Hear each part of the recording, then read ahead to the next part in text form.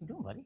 I'm good. Thanks for doing this with You me. bet. This is Jesse Allen with AOA and Market Talk. Yes. So agriculture radio, podcasts, a little bit of video, not necessarily TV, but now, YouTube and everything. Everybody's all video. So even though I have a face for radio, they say I got to be on camera. But AOA and Market Talk are under the Farm and Ranch Media umbrella. So that's our company. We also have the American Ag Network, too. That's short form radio reports for affiliate radio stations across much of the upper Midwest. And then AOA's national talk show, Market Talk, also syndicated talk show, podcast, etc. So kind of covered all the basis of ag media, so to speak. Okay. And not only are you a market analyst for the AOA network, but also a musician yourself. Yeah. And we're here in Nashville for the agmarket.net event. So you bring that magic voice. I guess so. Something like that. I mean, it's kept me employed for this long. So must be something there. So we're having a chat here because at Gate 39, we work with so many startups and entrepreneurs, and they're all realizing that media has to be a part of getting distribution, getting visibility, and building their business. And of course, especially in an age where AI is really anonymizing and depersonalizing a lot of everything, video and audio is really a way to connect with the audience. And tell me how you guys do that at AOA and why events like this are important for that. To your point, we're seeing a lot of the personalization of the conversation being taken out of everything right now. And when it comes to agriculture and farmers and ranchers, they want the personal connection. There's been studies that have been done by the NAFB, the National Association of Farm Broadcasting, recently here that show, why farmers trust their local ag broadcaster or their, national ag broadcaster, whatever. There's that sense of familiarity, and they trust the information that they're getting from them. And I think that's crucial as well, because from our perspective, at least my perspective, we're trying to tell the story of agriculture, tell the story of what these companies are doing to try and make things better and more productive. What are farmers doing on the farm and ranch, etc.? That's the key piece here that we're trying to do. Is we're just trying to tell ag's story. And that's what I think a lot of ag media do. And the way it is right now with podcasts and more, there's still kind of that trust factor that cuts through the noise. And I think that's why it's crucial to still work with legacy media, if you want to put it that way, radio, television, but even, those groups are getting more into podcasting, et cetera, et cetera. It's just so important because it's that trust factor is there about what we are talking about. Totally agree. And media consumption, like the demand for it is just, I mean, you guys must see, in a world where everyone has to be on a phone or entertained or listening or watching or reading something, right? You must see like your numbers, actually your audience just increasing. Yeah. The Market Talk YouTube channel is something I started back in 2020, like September of 2020 or October. And, it would be 50, 100 views, whatever here and there. Well, now, okay, we're doing a few thousand every day. I mean, and it's still in comparison to some of the other media, personalities out there, not necessarily in agriculture, who, they get thousands and millions of views a day. But, it's just that growth has continued on the digital side. And it's, farmers and ranchers are accessing the information that is important to them everywhere, in every place. And that's why it's important to work with trusted folks that these guys and gals, they want to hear this information from them. And the other caveat to that as well that I will say is that content matters. Yes. Content is crucial. someone, if they're not interested in the content that you are providing and the value to them, they're not going to pay attention. So that's, one of the biggest things that I tell a lot of, companies when they come to us is I say, okay, we can definitely talk about your products and all of that, but why does the farmer and rancher care? Is this a Yep. full-on product pitch, or talk about the benefits of what your product can do for them, to show them the ROI here and not just a infomercial. Mm-hmm. So that's another trust factor with ag media, is that they know when they tune in their trusted broadcaster or personality or whatever the case is, they're going to most likely get information and content that is worth their time. Clearly, content and messaging is important.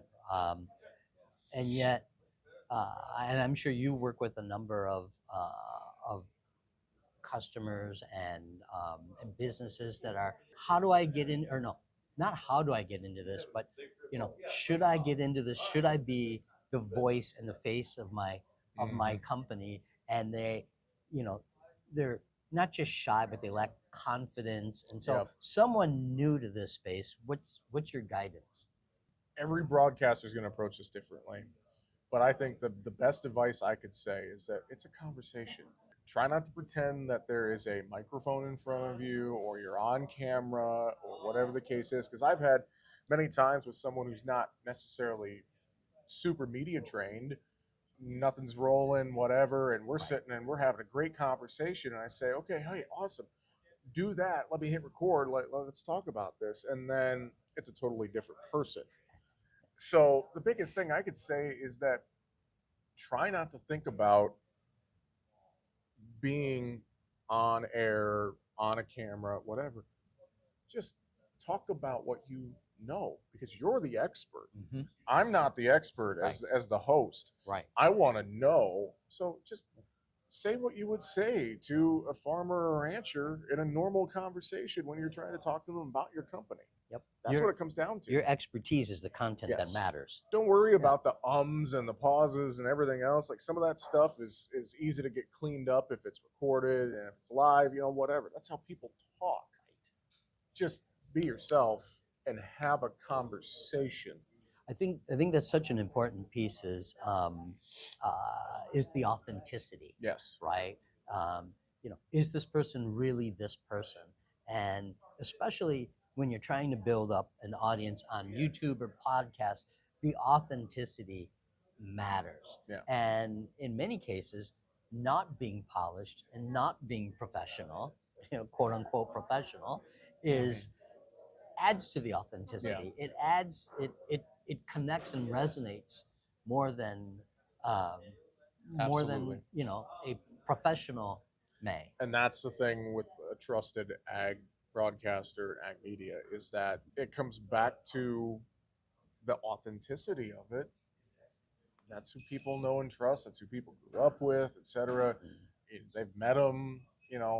They know that that person is true, that person's authentic, etc., etc. And so that's the biggest advice I could say for folks, is just as your PR people are going out and pitching to media and more. And I know that whole conversation, I mean, that's you got earned media and added value and all these different things out there, people paying for things, to get content placements and more. And it's just, at the end of the day, make sure you have a good targeted strategy and approach to who you're talking to and approaching.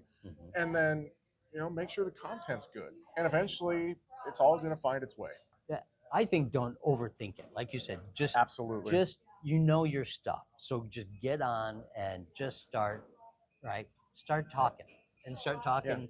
It sounds cliche. Start from the heart, right? But don't overthink it. Just and if you're doing your own in-house media, like you said, someone's going to be the face and voice, and just don't overthink it. Just make sure the content's good. And the one of the other things that I see is when business owners or people representing their company get an opportunity to be in the media, they suddenly get shy and they're like, oh, no, I'm not ready for that. Or Yep. I'm not like, if you're not ready, then you're not ready for your job. Good Really, point. like you don't know your stuff. With the way things are right Yeah. now, with we all have a live device in our pocket. I mean, you need to be prepared to be in the public eye if you're running a company. Period.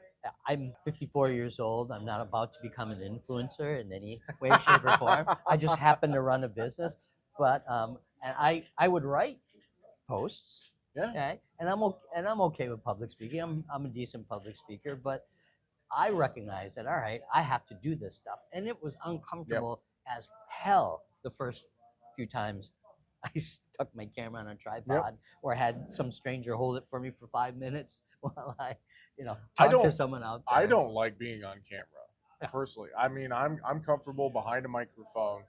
The being on camera part, it's kind of just become part of the job, and I've just had to accept it. I mean, people can maybe see, there's a lot of times when I'm on, I don't look right at the camera the way I'm supposed to. Like my eyes will be kind of wandering as I'm talking to somebody. And I'm reading, stuff on my computer screen behind my camera or whatever. And it's like, that's me.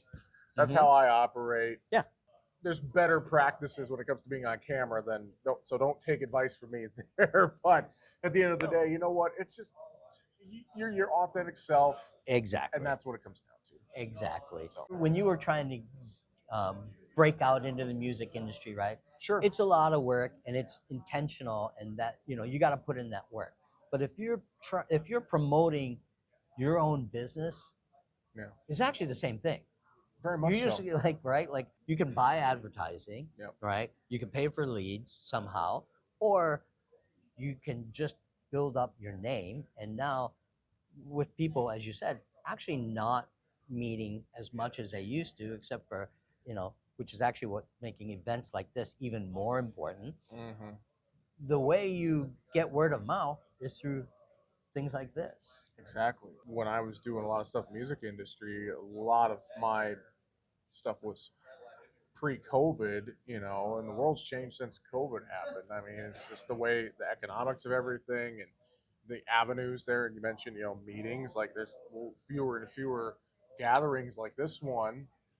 People are relying on social media and marketing campaigns online, et cetera, and their app and everything else, which is all great and wonderful. It's just the way that we find things and promote things and consume information has just changed so much, and it's like that the music industry is a big example of that. It's gone from you would have to go out and tour and meet people and get songs on the radio to now it's streaming and TikTok. It's everything has changed. And so making sure that you have a good plan, have great content, and find some ways to work with trusted folks in your industry. Yes. There you go. There you go. And we've been talking for a while, and we didn't prep any of this. No. Literally like an hour and a half, 2 hours ago, I'm like, hey, I want to have this conversation about literally this topic. Do you have a few minutes? And he's like, sure. Yeah. So we're just sitting down and we're just trying to be real, I guess, as the kids say. We're being real. This is off the cuff. I mean, but this, for my instance, this is what I do every day. Like exactly. I have some talking points and thoughts, but most of the time it's just someone sits down and says, hey, let's talk about this. I say, okay, let's talk. There we go. That's the way you got to be. Just be yourself. I appreciate your time, buddy. You bet, Shane. All right. Thanks. Yep.